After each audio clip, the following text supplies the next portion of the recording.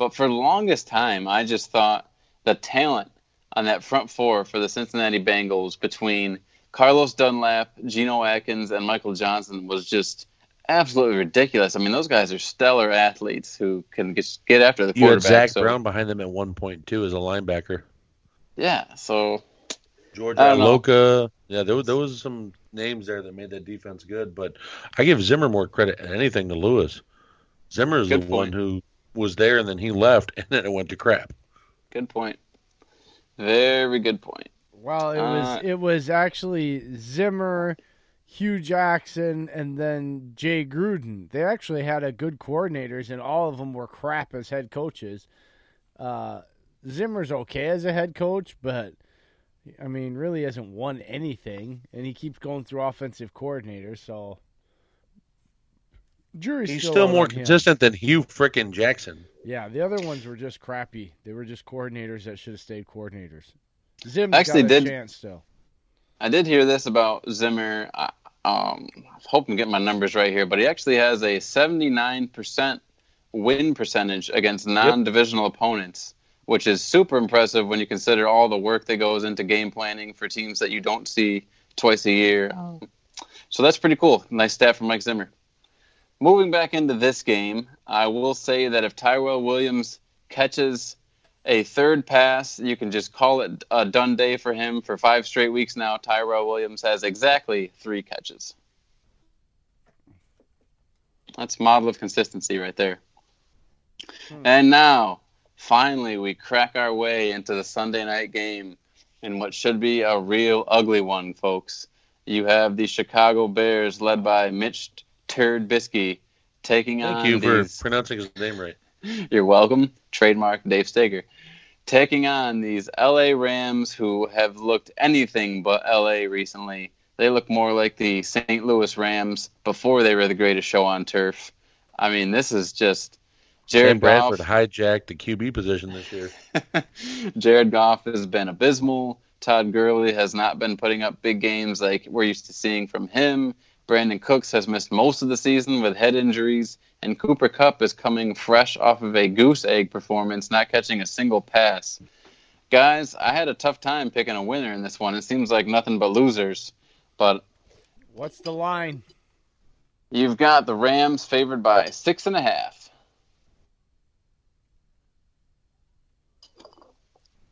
What do we think of? I'm going to take the Rams 17-14 in this one. Not a pretty game to watch. What is it with these two head coaches? They came on very strong offensively last year, and now it seems to have phased out. Is this just something that other teams didn't have a book on? Quarterback. Mm-hmm. So you're only as good as your system can allow. Well, look, both of these guys for 1 year were able to put lipstick on a pig and fool everybody into thinking that they were a viable long-term thing. The defenses, these are smart defensive coordinators. Think of how smart these defensive coordinators have to be nowadays with all the new schemes and gadget shit. They not only have to think of all the old school stuff that's been out there for a long time, but now you have to add all this other gadget shit, motions, jet sweeps that college did that you didn't have to deal with 5 years ago. These guys are freaking smart. And so this year, they've caught up with them. The books are on them. And so, yeah, if it's the most important position in sports and these guys are not performing to what you would expect them to perform to, and everybody else is the same around them, and yet their numbers seem to be pretty good when the quarterback can do okay, what does that tell you? It's not the coach. It's not all the rest of the players. It's the freaking quarterback. They're strapped with crappy quarterbacks. Two different situations. The quarterback thing I'll completely agree on, but the Rams are at least trying to make moves to better their situation. Like they went and tried to acquire, they did, Jalen Ramsey. It helps them on their offense. None. That's their weak spot. I got that. Line needed help. They should have went out and I'm got talking a Trent about Williams. team overall, though, now. That's the thing, not just quarterbacks. You look at it, Les Snead and Sean McVay have been more successful for a little bit longer time period. Pace and Nagy had 1 year. That's it. Like, and I don't even blame. A lot of people want to blame Nagy. A lot of Chicago fans want Nagy's head, and I'm like, why? Nagy doesn't have a quarterback that can operate a full playbook. Like, literally, he needs to dumb it down weekly for Mitch. That's how bad it is. I mean, he got lucky facing the Detroit secondary last week, and just having Taylor Gabriel have a game for his ages. So, with that, Ryan Pace made no moves before the trade deadline that could have bettered this team. There was quarterbacks available. Why not go out and trade for an Andy Dalton to Chicago? Dalton's better than Mitch, and Allen Robinson is putting up stupid numbers with Mitch at quarterback. Like, it's ridiculous. You give him an average quarterback, Allen Robinson is having a Pro Bowl nasty year already. You add him on there, he's already having a damn good year. So I feel like the Rams are trying to stay at least like relevant still. I mean, they're still 5-4? Yeah, they're still able to get in that race. The Bears, no. The Bears are 4-5. They are literally one game apart. If the Bears beat them, they have the same record. So don't act like there's some Grand Canyon crevasse between these two teams. One has a very strong defense. And a crappy, mildly good to crappy offense depending on the day. Like, it can be mildly good, most of the time it's crappy. The other one has a mildly good to crappy defense for the most part. No matter what they've traded, they're just not that good. Like, they have their flashes, but they're not that good. And their offense really is meh because their quarterback can't execute. Like, they're good against certain teams, and then teams that seem to have the MO and have their book and execute against them, who knows? This is, honestly, this game, I picked the Rams, but it's a freaking crapshoot game. Like, if I was suggesting on one game not to bet on, just to, this game right here, stay the freak away from it. There is no, you cannot tell trying to bet on this game what the hell is going to happen. You just can't. This was not a game I would bet on if you're a betting person, quite honestly. You've got less weapons available for Chicago, too. Trey Burton went to the IR today. Adam Shaheen, tight end, he's out. So they're relying on Brian Brownnecker and J.P. Holtz. But that's the guys on the Hallis Hall Brawl don't like Shaheen, and he's terrible. Trey Burton was kind of a one-trick pony. Well, they also think Mitch is good because of the Philly special. And so they really liked these younger guys that they wanted these young guys out there.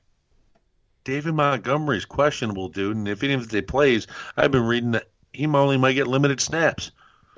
You take David Montgomery away, the Bears' offense goes away. Yeah, this is a pretty for the most part anyway. Well, I picked an interesting game. It doesn't matter. I mean, we may not see a catch from any tight end in this game. You've got, as you mentioned, Dave, both tight ends for Chicago ruled out. On the Rams side of the ball, Gerald Everett and Higbee are both listed as questionable. Everett has a wrist injury and Higbee with a knee, so we might just see old Oklahoma ball here. No tight ends on the field. It's bad. That's all I got to say about that. As for who's going to win the game, too much talent on the Rams' defensive side of the ball. I just think Ramsey can shut down Allen Robinson. We know what Aaron Donald can do. He can wreck things up front. And Bears' line has not been solid at all this year either. Yeah, exactly. It's been bad. I tried playing with them on Madden recently. It was like I didn't even have a center. It was ridiculous.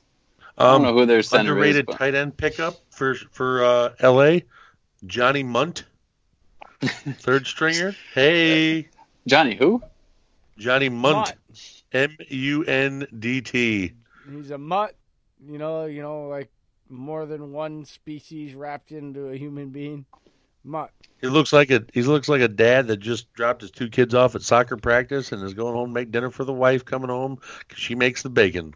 Johnny Mutt.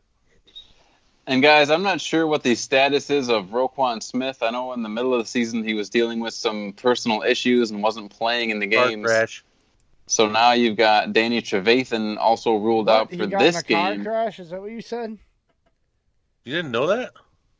Was that the personal issue that nobody wanted to talk about? Yeah, he ended up coming out. He had a freaking Ferrari or Lamborghini and crashed the shit out of it. Like it folded up like an accordion. I'm like, how the hell did you get out of that? And the other guy who was in the passenger seat went to the hospital and had like 3 or 4 broken ribs. Raquan Smith had a cut and scratch, and that was it. There was pictures of it on Twitter before it got removed by internal body contusions. That's why he can't play football right now. Yep. So if we're assuming this is going to be a defensive struggle, and you're telling me the Bears are going to be without Hicks, Trevathan, and Roquan Smith, then I will Goldman. And Eddie Goldman, former Florida State standout. I'm going to take the LA Rams. Yeah, Darrell Henderson might have a day here. Oh, man. That's your guy? I love Darrell Henderson. I loved him. Ask Jay. When we did our mock drafts, I wouldn't shut up about him. I love Darrell Henderson. I wouldn't shut up about him or the running back, Mr. Benny Schnell out of Kentucky. I would have loved if Green Bay picked up either one of those, but they went to teams that were running backs might have went down with limited snaps. And look, Gurley is not the horse he once was. And now you guys have to deal with the trash that has been Aaron Jones. How dare you? Jay, what do you like for a score in this one? Yeah, fail-horn the shit out of that, Jay. I had Rams 17-14. I like it. Rams 21-13.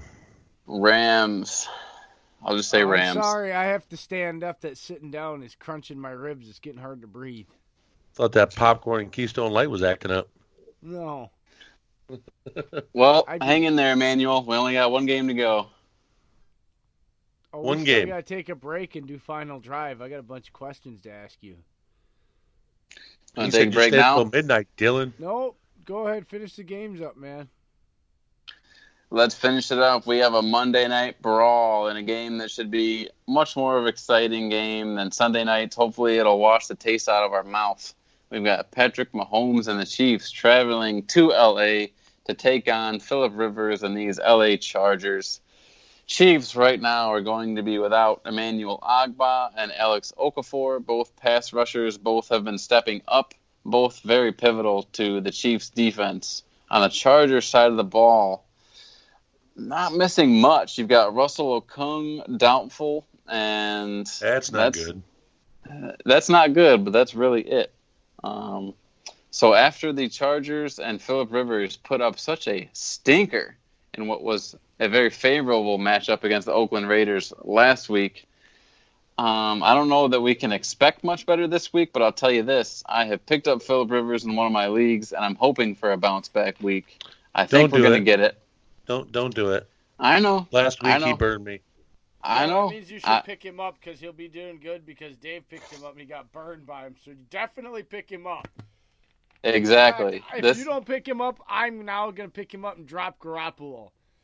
Hey, this isn't Thursday we're talking about. This is a Monday night matchup with Patrick Mahomes. I know Rivers wants to show up and show out, and I'm taking those Chargers to upset the Chiefs. Right now, Chargers are... Oh, actually, wait. This is interesting.